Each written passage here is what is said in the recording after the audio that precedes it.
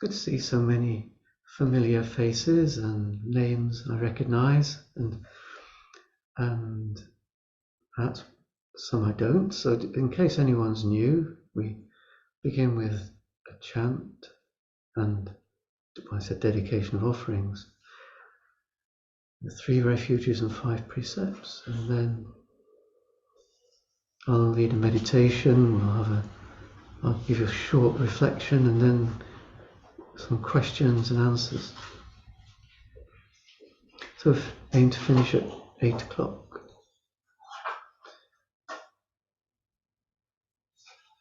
Oh, somebody can't connect, but never mind. One person is struggling to connect. Oh, they've done. Yeah. Okay, so I'll just light candles and incense and bow to the shrine.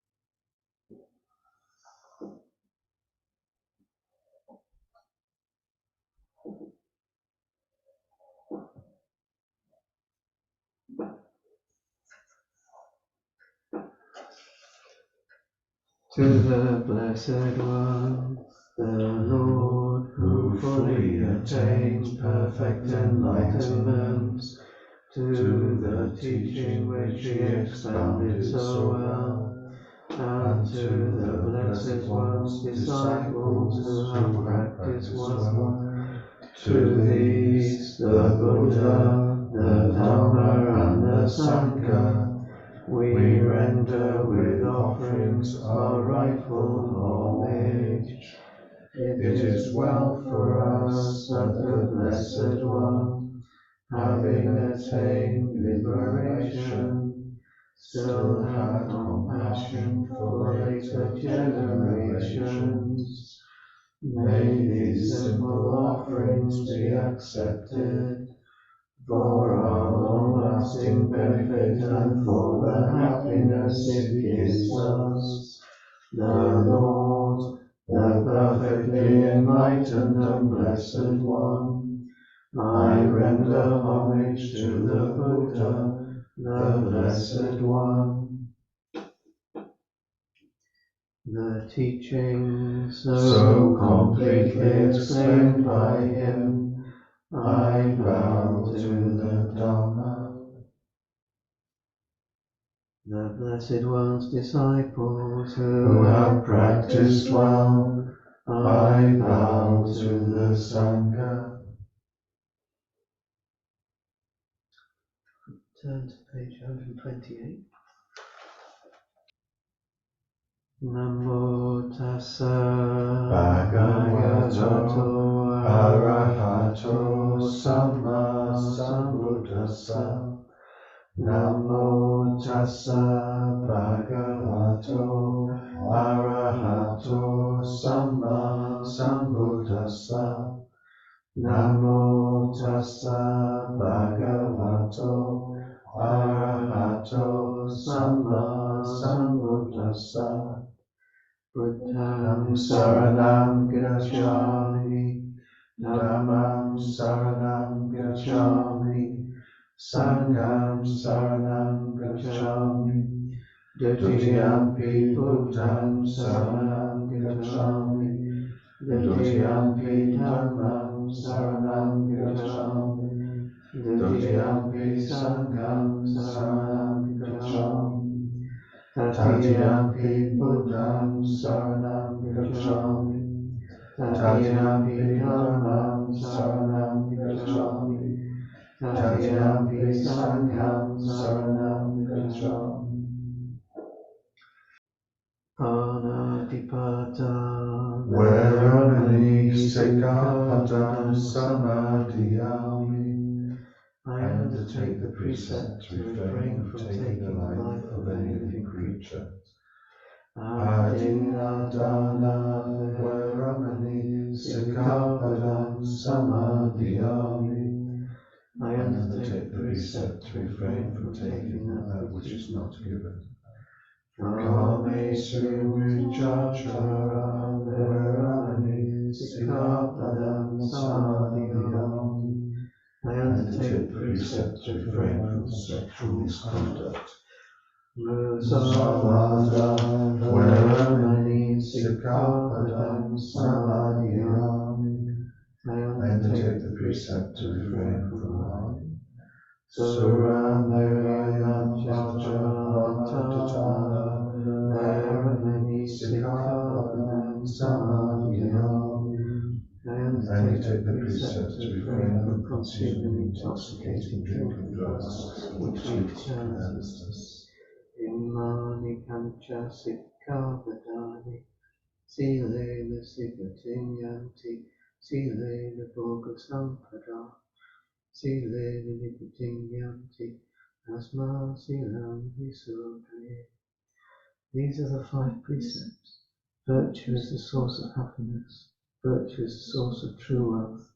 Virtue is the source of peacefulness. Therefore let virtue purify.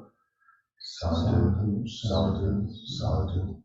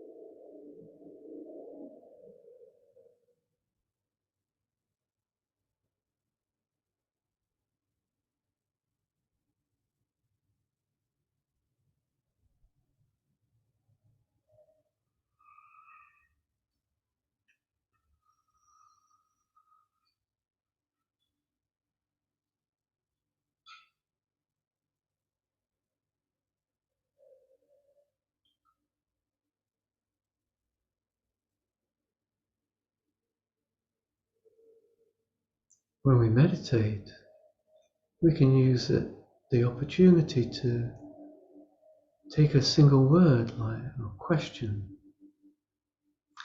like what is mindfulness?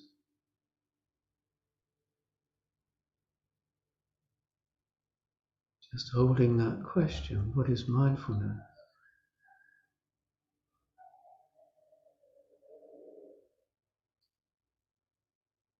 Letting go of the words, going to the experience.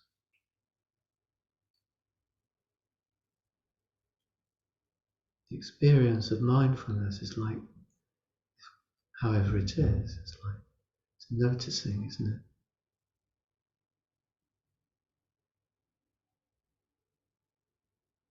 We can never understand mindfulness until we try it out and discover what it means for ourselves. Trying, noticing that trying to understand, trying to make sense. We can notice whatever comes to our mind, whatever comes to our body, physical, mental experience.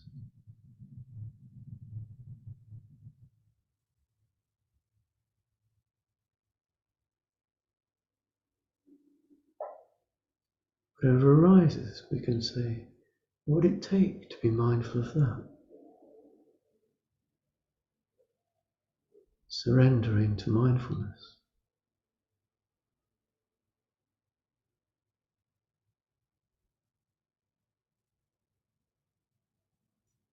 Being present.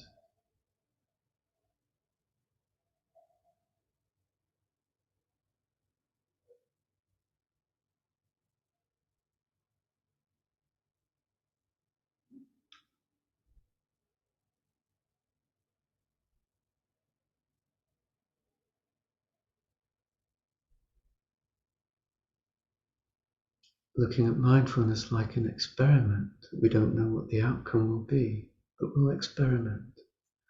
We'll see what happens.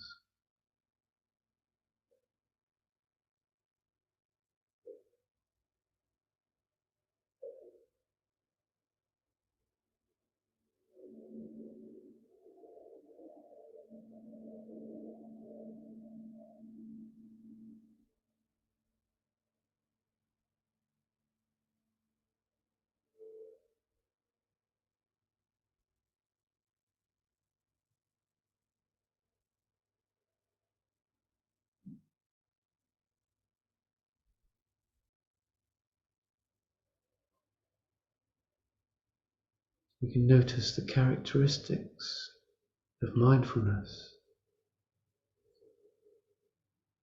the willingness not to judge,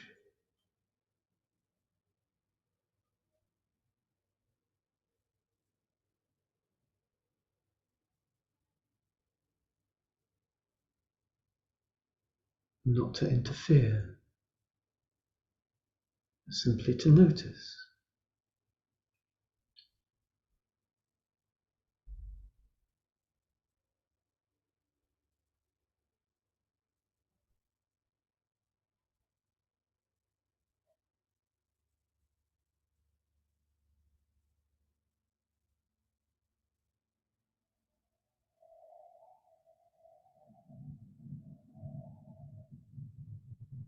Not to push away, but nor to chase after.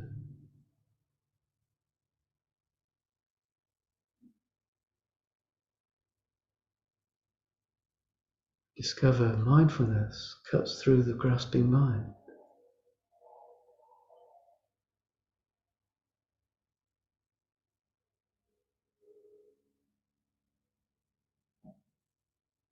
Simply notice it when grasping arises.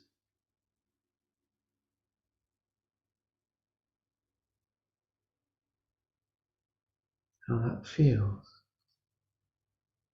We notice it when we want to resist. How does that feel?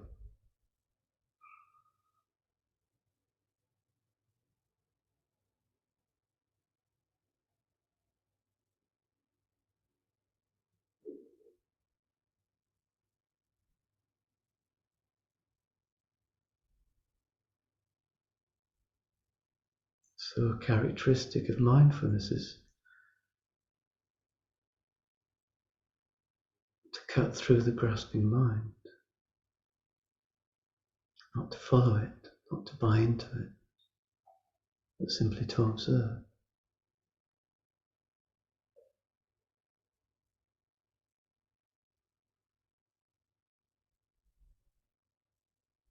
The body's like this, the mind's like this.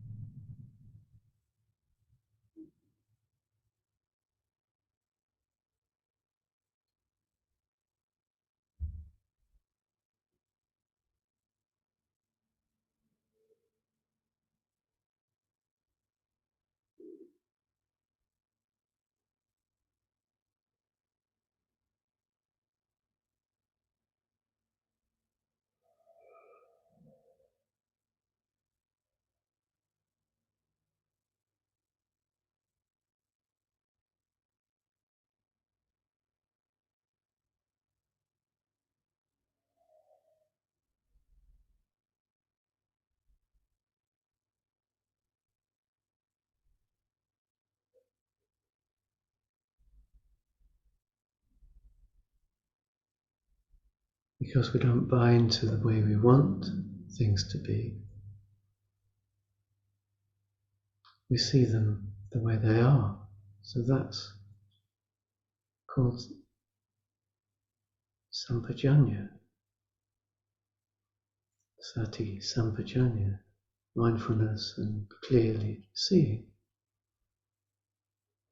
Mindfulness lends itself to seeing clearly because we don't colour it in with our preferences.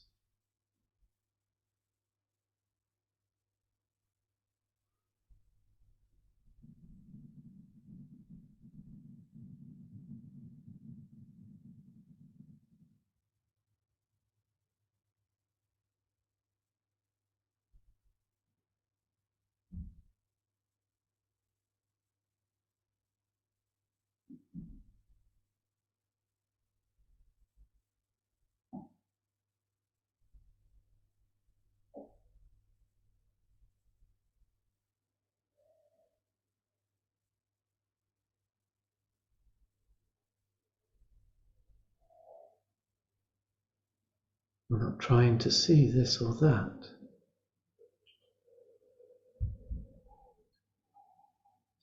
We're not telling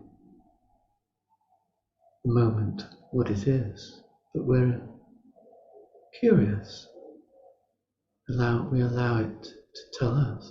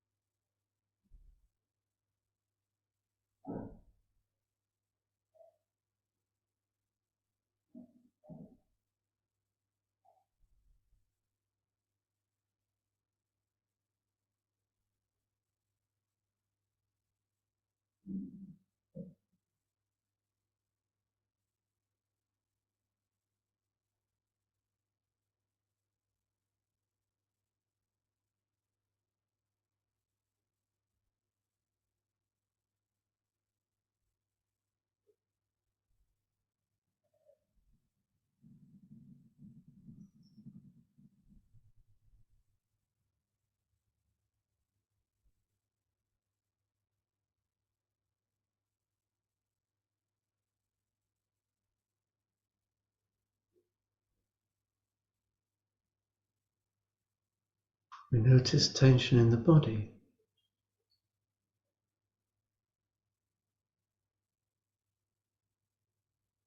As soon as we name it, we create something out of it. So we let go of the name and just let the mind rest, the attention rest in that area. And then it teaches us, what is it? What's it really like? What's happening there?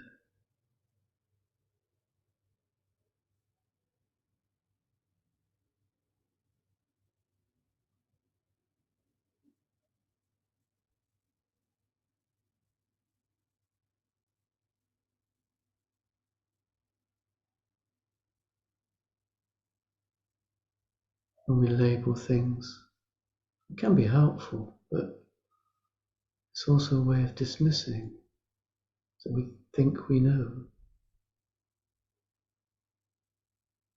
So we need to let go of the label, maintain a sense of wonder, curiosity.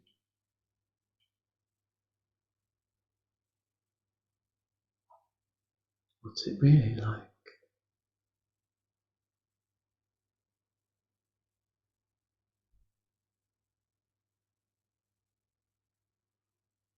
Don't believe what we think we know.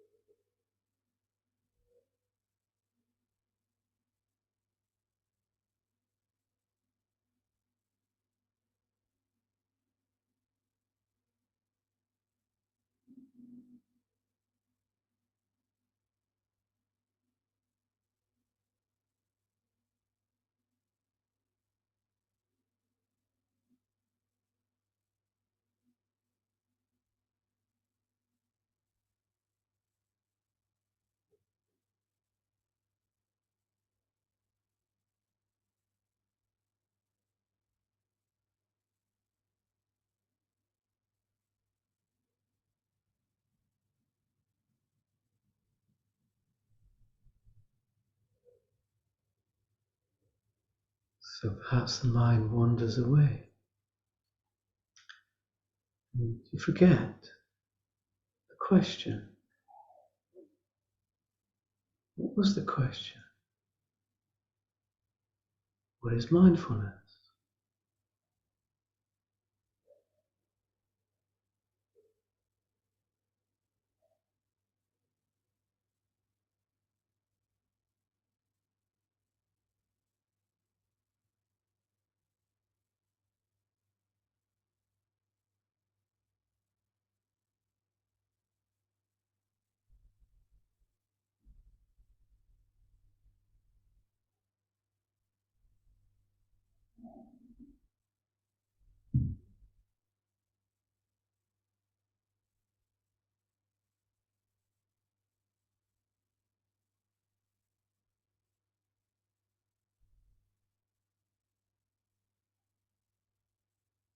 It's not an intellectual answer, but an experience, isn't it? It's like this.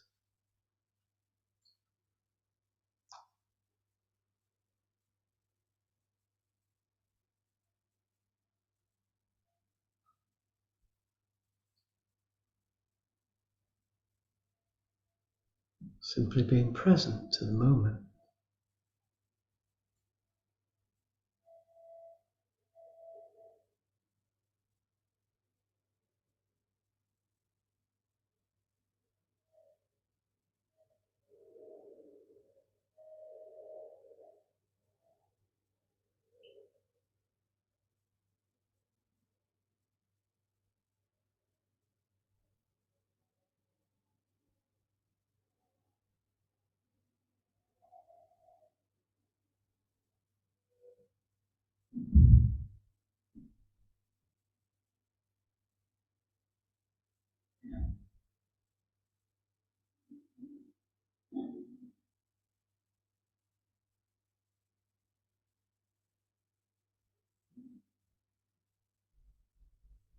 It's not a fixed thing that never changes.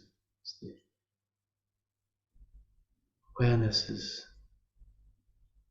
with whatever it is. It's not the same from moment to moment. The objects of awareness constantly change.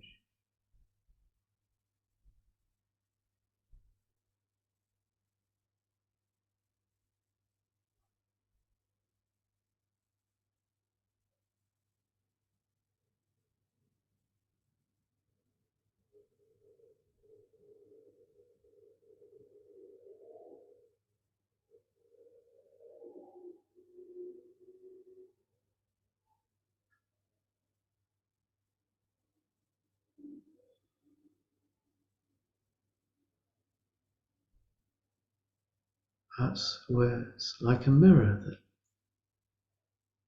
reflects back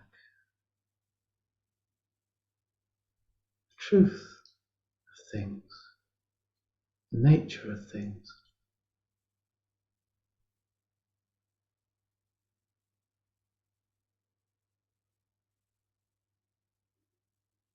That sampajanya, that clear seeing, naturally follows from mindfulness.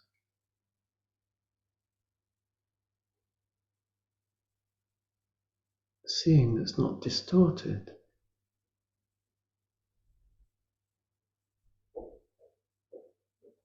by what I want, what I don't want.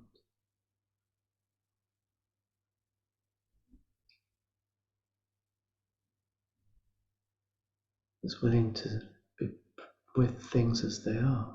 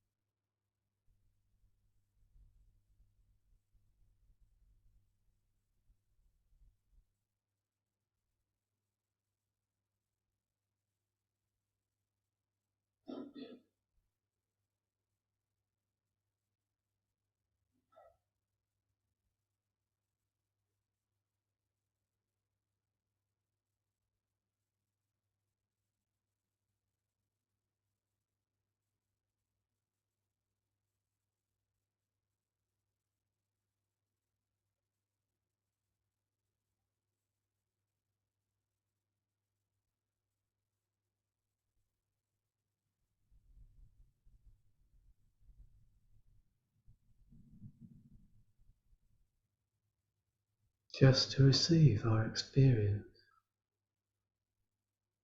to let it be the way it is.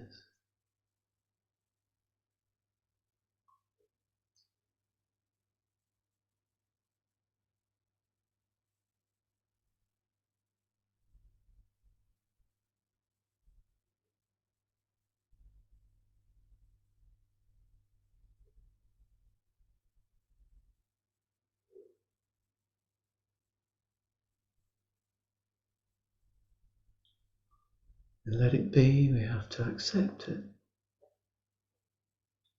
to let it in, to let it be. And then, out of wisdom, we can let it go. When we see it clearly, there's no need to hold on.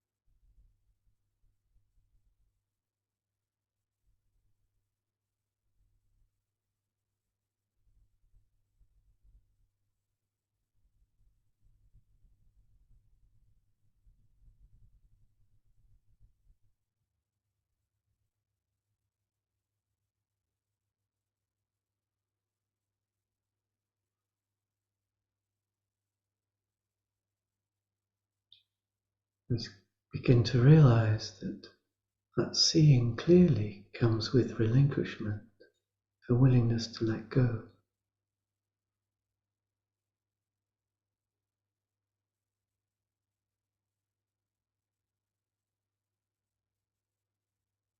That if we hold on, we can't see.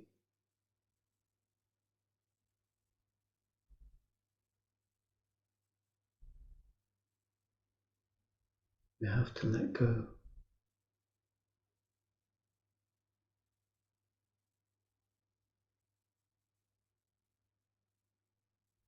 And the truth comes to us.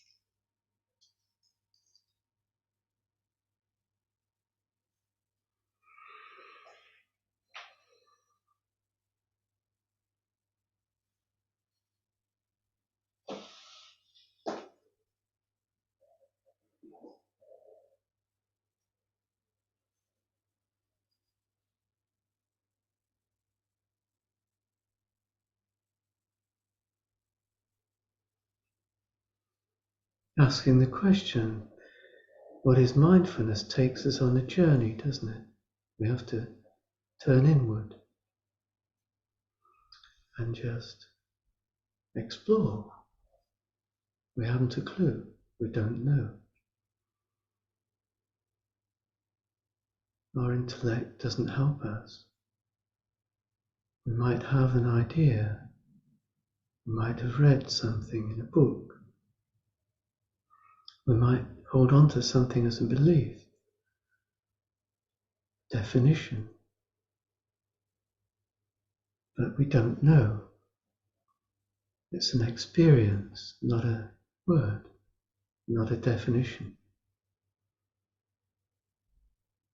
We have to turn inward to the experience of mindfulness to know what it is.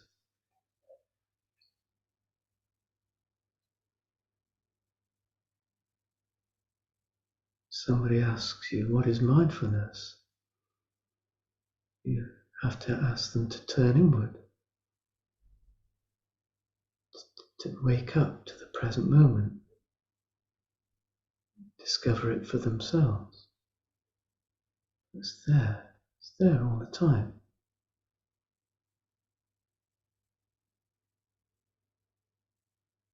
But we might maybe never noticed, never have thought, never have considered that to notice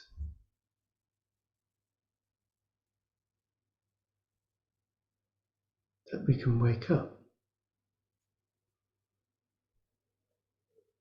to be awake and alert and aware, just to be present.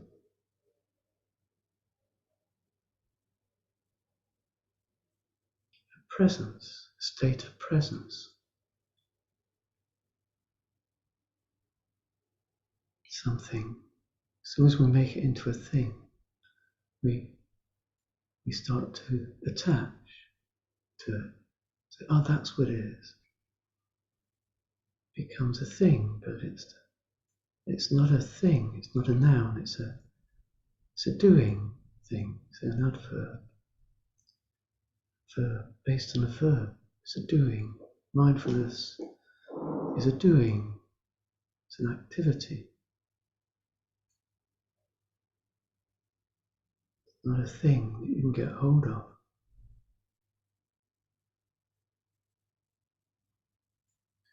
We can think of mindfulness as fixing on an object to become mindful of. And that isn't a very helpful way of looking at it. Rather, to be awake and aware right now. We don't need to find something to be mindful of. It's right here, now. Whatever is now. If we think we have to be mindful of something, then that means we have to leave the present awareness and go and fix our minds on something else. And that we'll begin our mindfulness then, when at some point in the future, when we've found the object that we're going to become mindful of. That's not mindfulness. That's focusing on an object. But mindfulness is here and now. It's already here. We don't need to go anywhere to become mindful.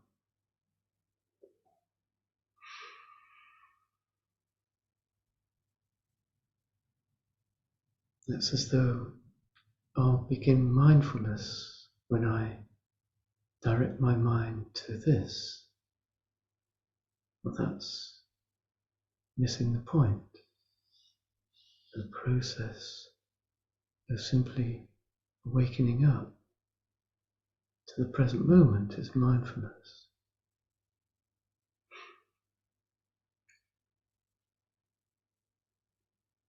We don't really need to push the mind this way and that in order to be aware. We can notice that desire to interfere. It's like when you become aware of the body, the posture. So if I say, let's be mindful of the posture, and people generally notice people in the room straightening up. It's like they have to interfere with the posture. But we can be aware now. And then if we feel like straightening the posture, that's good enough. But we can notice that process of straightening the back. And we bring it all into mindfulness. We don't begin when we've got a straight back.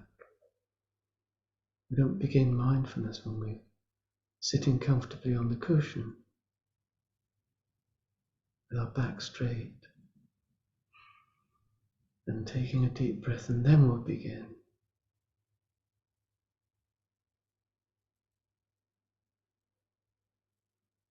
In the same way, we don't end mindfulness when the bell goes. That doesn't make sense.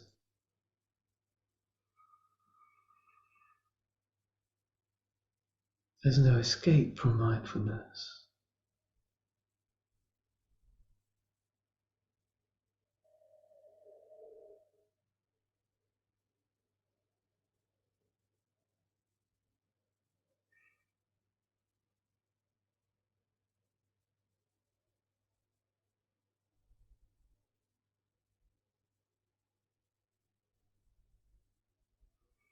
And you can't select. You can't say, well, I'll be mindful of this and not of that. You can't say, I'm going to just be mindful of the things in the mind I like. But those things I don't like, I'll push away and I won't be mindful of them. That doesn't work.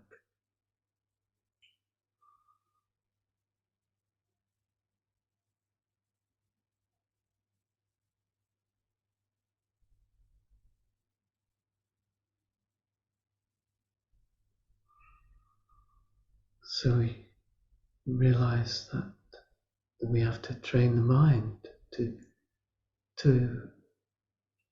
go against its preference. A preference to move towards and move away from isn't the practice of mindfulness. We recognize our preference, but we don't follow it. Something we like, we notice that inclination to move towards. Something we dislike, we notice that inclination to recoil, to resist. And because we notice, then we realize it's possible to let it be. You can just notice, moving to that feels like I would like to move towards, and notice that, I would like to push that away. We don't interfere, we let it be. Let things come and go. That's how we learn. That's how the truth is revealed.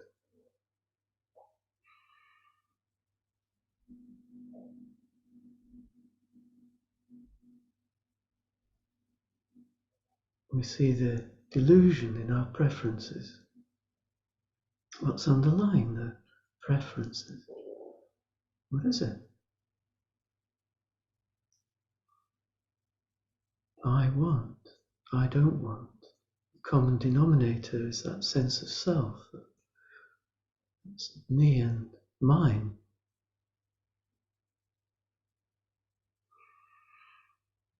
Owning and personalizing our experience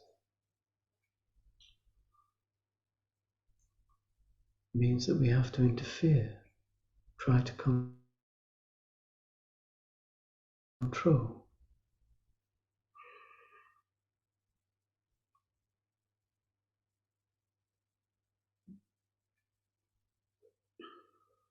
And when we see the truth, what's revealed is that self-delusion. That's what we see. We see through it.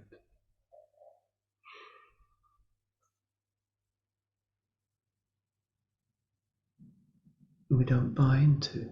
When we see through the self-delusion, we don't buy into it. So then when we have a preference to move towards something, we just notice it. We don't need to follow it. We don't buy into it. That self-delusion that underlies it. The idea that if I could only get this would be the perfect happiness, whatever drives us towards it. This is what I've been looking for. If I could only get to this. And then likewise, the resistance that we have to what we don't like, the things we push away, and we understand. What do we see when we understand? We see the self-delusion that lies behind it. Resistance. I can't bear it. I can't face it. It shouldn't be this way. This is all wrong. Because I don't want it. So we understand what underlies that resistance. We don't buy into it, so we let it go. We don't believe. So we let it in. We let go of the delusion, but we let in the experience.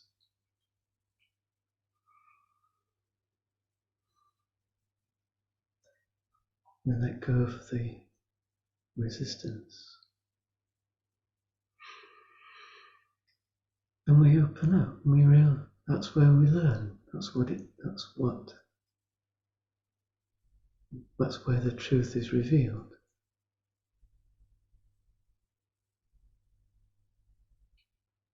What's being hidden?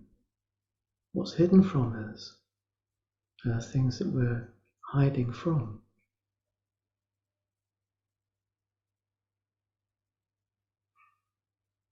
It's not really that the things are being hidden, but we're hiding from them.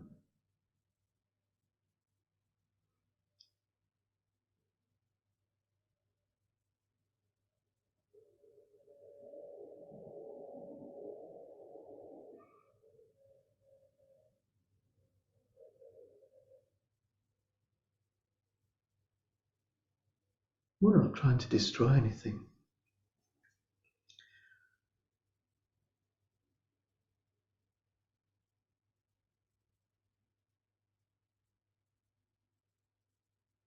When we let go of self-delusion, we realize there was nothing there. That was by the nature of delusion is, there's nothing there. That's what delusion is. It's not real. It's something we made up.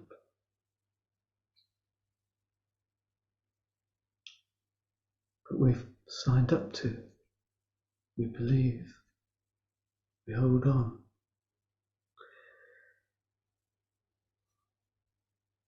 And it can be quite frightening to think, oh, if I let go, I won't exist. You know, that sort of fear. But it isn't like that. It's the holding on to self-delusion that's depriving us of existence. Living life to the full is through letting go of that delusion that's distorting reality. To start to see things clearly, that's when we begin to start living.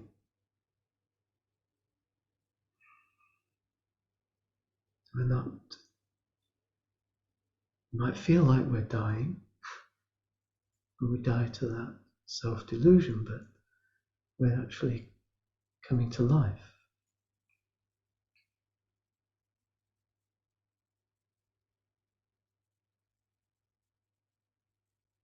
We can realize it little bit by bit, can't we? When we lay down a burden, how much lighter it is, and we let go. We've been carrying around a burden of self-delusion, even in small steps. We can let go our attachment, our preferences.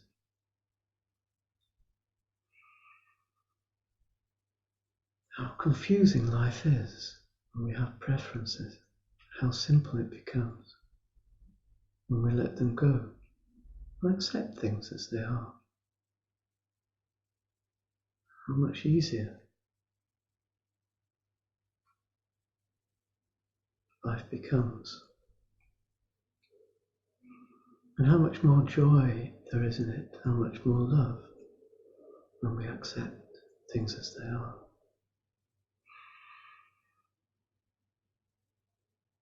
And when we accept ourselves, when we accept other people, this is the foundation of loving kindness.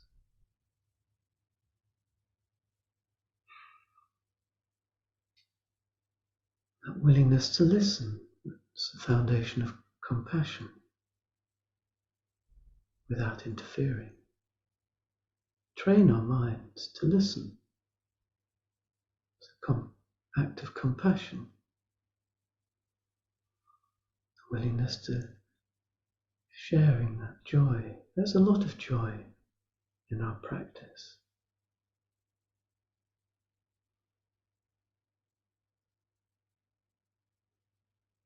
Something to nurture, to cultivate.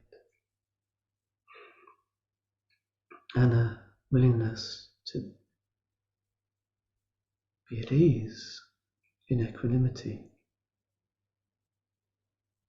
to let go, simply to be present, not to interfere, to trust in the Dhamma, to trust in our own self-confidence as we develop along the path of practice. That confidence gradually grows, that confidence in our own accumulated goodness as we practice sila, morality, and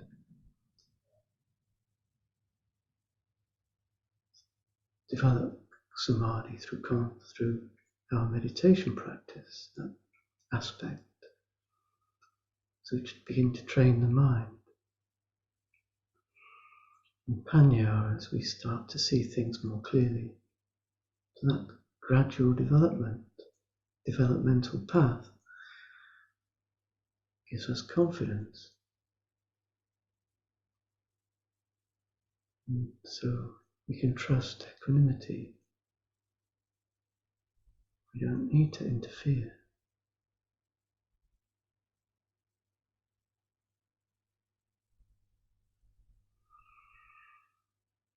And so the truth can reveal to us. It's like that. The truth comes to us. We don't need to try to become anything.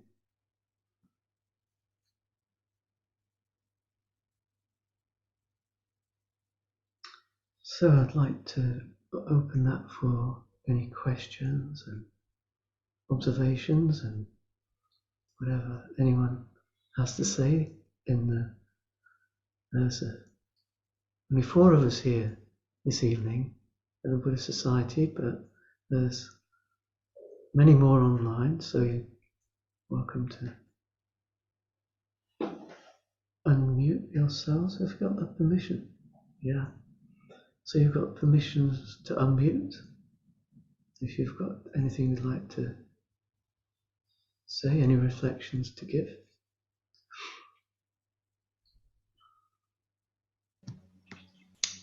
Evening, Martin. Hi, Will. Hi, everyone. Good to see you again. I hope you're doing well. My question was, just as you were speaking there, so when chanting the Metta Sutta, a line that often sticks in my mind again and again is being unburdened with duties and frugal in their ways. And I think coming out of a lockdown, I've definitely really enjoyed having a simpler life, being unburdened with duties. And I guess at the moment I'm just sort of feeling I haven't quite got the balance right between taking on or doing things of responsibility or things outside of myself, if you like. And it always strikes me whenever I go to a monastery, actually, it's quite a busy place. There's a lot of people doing a lot of things, and sometimes when I get involved, I might do the washing up and help, and it feels good. But then I think, well, I've got plenty of washing up at home as well. So I'm sort of just in this mind, I haven't quite got the balance right between the sort of, that's keeping things simple, but also, I don't know, I guess more just generosity or, I feel a little bit stuck at the moment, I guess, in terms of how much to take on, quote unquote. And I feel a bit of isolation between various events and people in my life. I'm sort of overthinking it maybe. So I don't know if that makes any sense, but. Yeah. Well,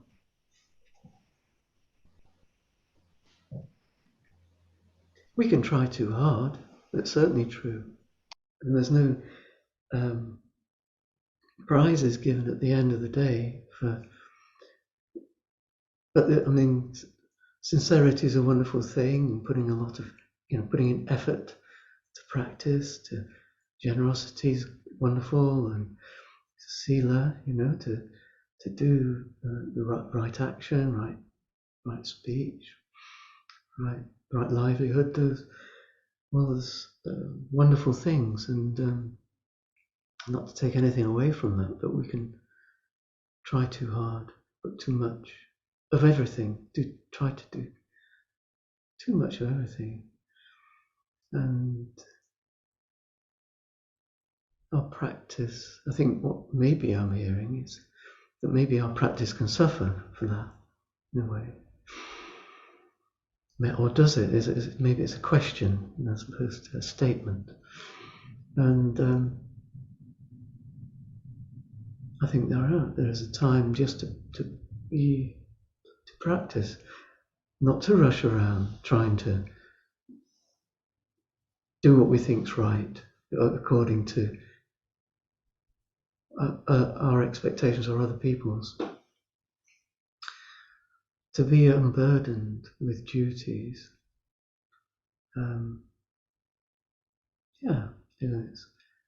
being unburdened is something to aim towards, not to take on too much. It's absolutely right. I mean, when we organise our Alba Days, for example, if somebody says, well, I think I'll just practice today, rather than offering to help organise, then I think, great, that's good. That's far from thinking, oh, that means other people have got to do more. But we shouldn't think that way.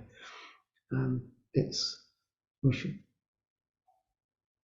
I think it's okay to put practice first, and to say, no, I think today I'll put practice first, and obviously you can be there for people if things fall apart, but likely things will get done, and because if we fill the space, then other people won't step forward.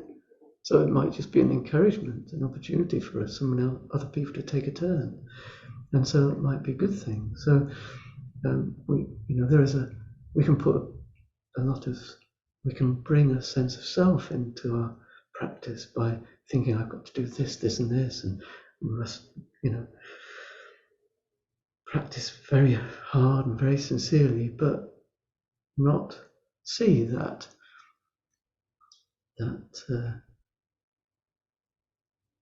there's quite an attachment can grow up in that, and so we need to notice that and be willing to let go, because being unburdened, that's our goal, is to be unburdened, not to even. I mean, that's not to say that we can't take things on and be unburdened. So that's something to cultivate too. That's being able to do things without that sense of carrying a burden or making a burden out of it. That's a joyful thing. And so that's something we can experiment with too. Because ultimately, when we bring everything into practice, then we don't distinguish between one thing or another in terms of,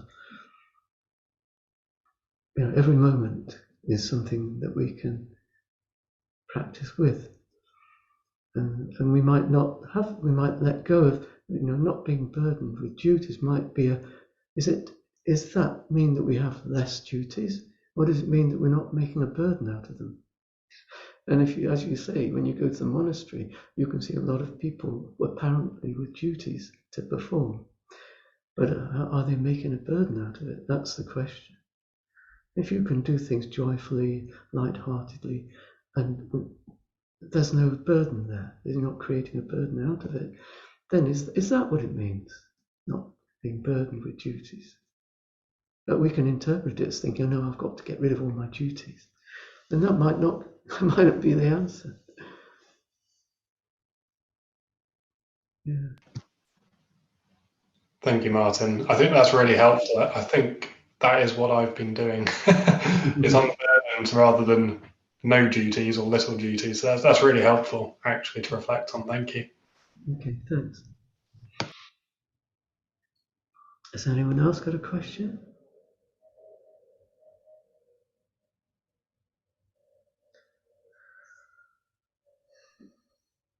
Do you hear me? Yes. Hello? Yes. Yeah. Yes, I have. I'm happy that Will brought this up because I always, I don't know if confused, but if I'm trying too hard, if this balance between effort and relaxation, that sometimes we try to do so much and so perfect that then we get frustrated. But the whole thing is in the head. It's not that anyone is judging. So I don't know if it's a question. It's more like a comment that this balance is not easy, at least at the moment in my practice, of how much effort and how much just let it sit. And yeah, thank you.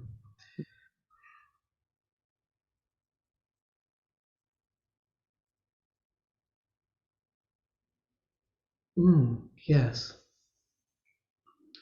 I do think that it's worth reflecting on. This is what mindfulness is for, to notice. So it's not like there's an answer to them. But to notice is what we can do, so that we notice the result. And so maybe if that's sort of reflection, maybe I'm trying too hard, comes from noticing. This is what happens. I'm doing this, but it can be very compulsive. We talk conditioned mind, the conditioned active mind. We follow habits very easily. So our habit can be to be very busy, to try very hard.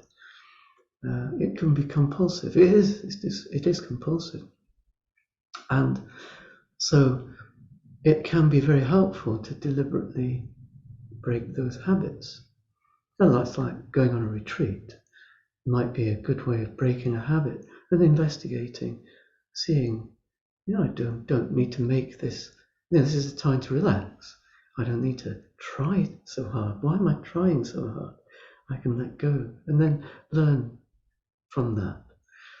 And the other thing is, in daily life, what I found very helpful, because as you mentioned, being a perfectionist is a great burden. I think you kind of touched on it. I'm not sure if you said that, but it's so true. And so if we notice that wanting to make things perfect in us, if we notice that habit, then we have to deliberately practice to be imperfect, be willing to not be perfect. And so because this goes very strongly against our conditioning, then it can be quite hard to do. So you might think, how would that be? So I used to use an 80% rule. I used to say, well, 80% is good enough. And that was so shocking because I wanted 100%. So I had to say to myself, no, 80% is good enough. And I found this at work. It was very helpful because trying to be 100% was really hard and impossible, whereas 80% was possible. And when I looked around, I found that other people found that they felt more relaxed because I wasn't trying so hard. And they actually found that their attitude towards me changed, as they thought, oh, instead of me trying somebody who was always trying to get them to the top, being the best, the hardest, worked the hardest and became the best, they thought, oh no, 80%, he's not trying to be better or the best. That's very irritating to other people. We think we're doing things and we're trying to do everything the best, but actually other people don't really want that. They're much happier with 80% because they can relax.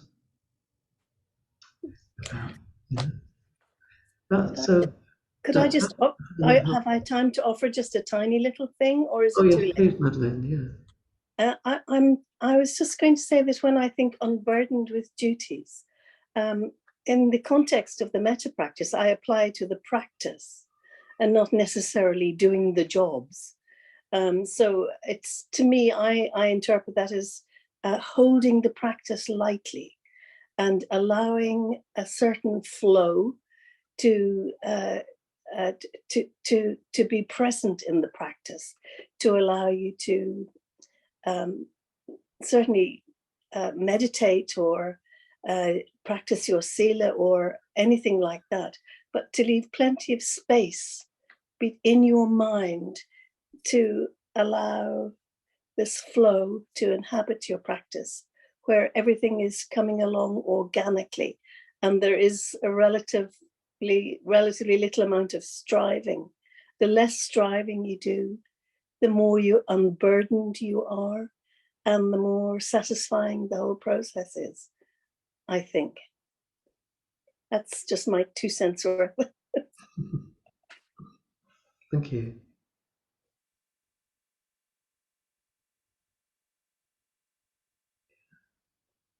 Does anyone get any other reflections and observations? I'll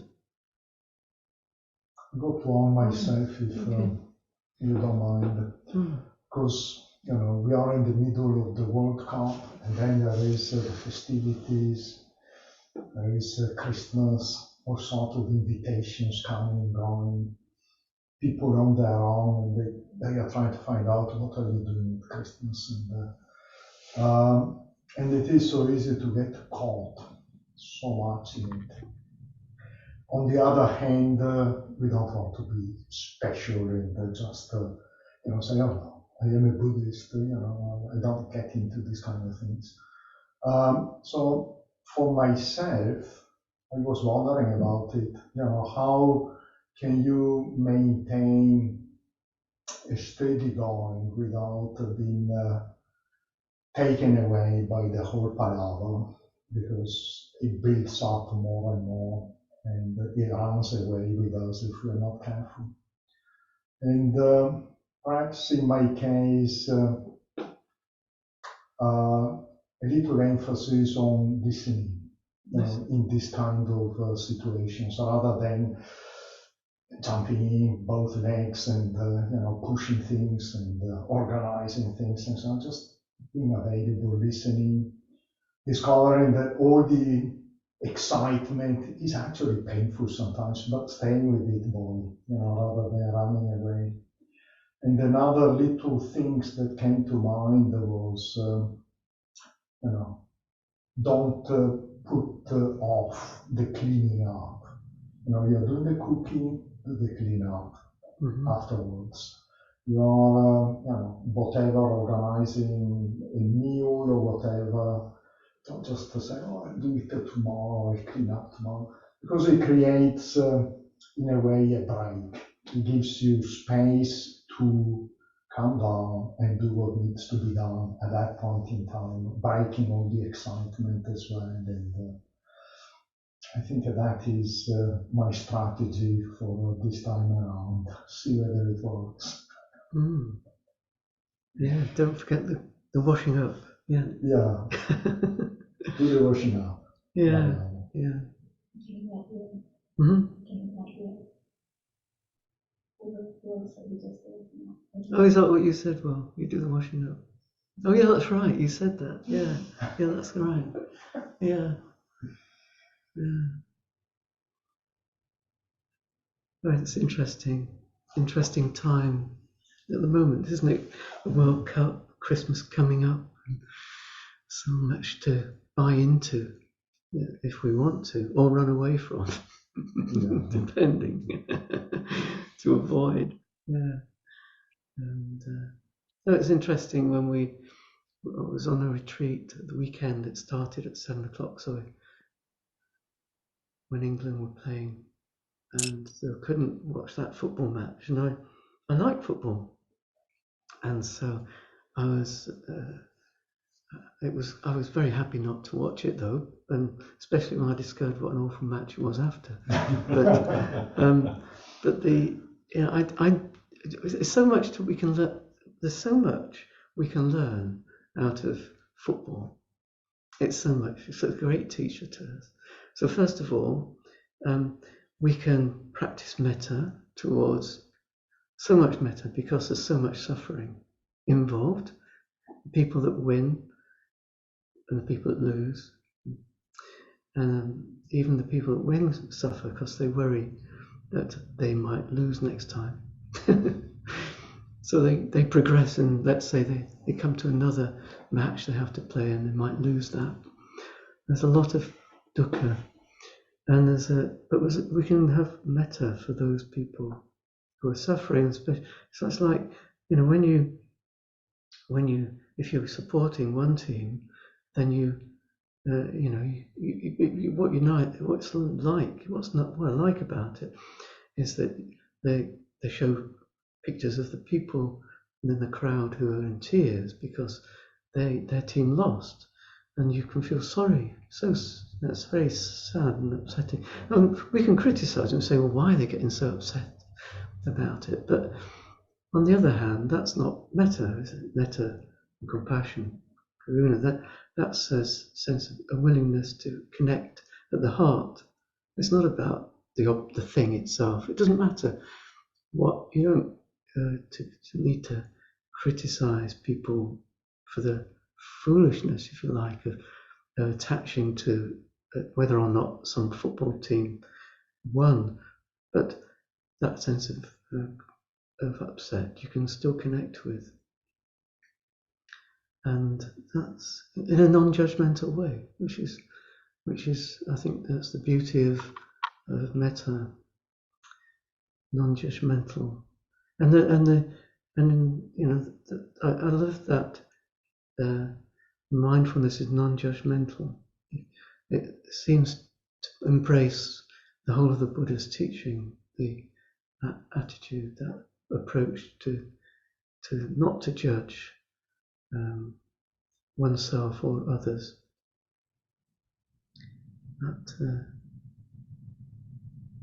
is a the middle way, isn't it? So I think we've reached the end of our time. So I think we'll just finish with the closing homage.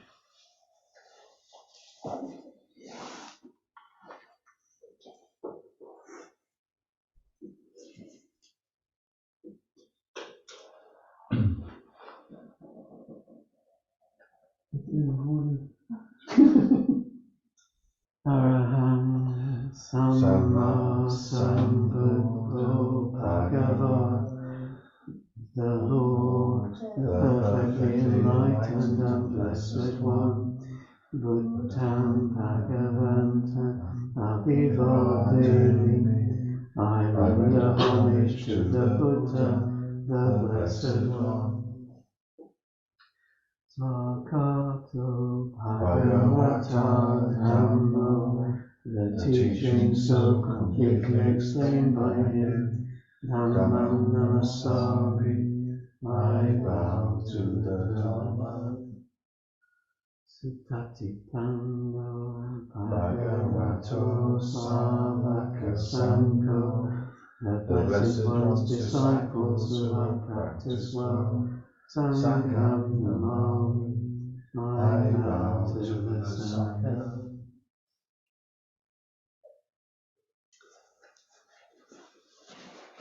Thank you everyone for coming this evening. Thank you, Martin. Thank you.